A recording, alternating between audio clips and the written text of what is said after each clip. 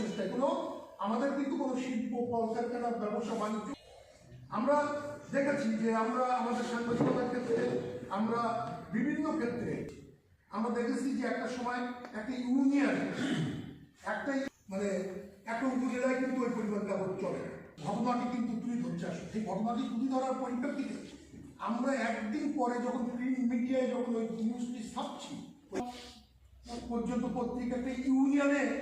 গেছে আমাদের, সেখানে একটা উপজেলার বাস্তবতার মধ্য দিয়ে আজকে পত্রদূত তার প্রকাশনা অব্যাহত রেখেছে। আপনারা জানেন যে আমরা নেতা তার মনোপূর্ণ হবে কিনা অনেকদিন ধরেই আমাদের দিনেই অ্যাটেন্ড করে তার যে গোয়াল ঘরে খাবার দিয়ে সেখানে বিষ ফেলে দিয়েছে, সেগুলো মৃত্যু করে মিটিংয়ে যখন প্রতিনিধির কাছে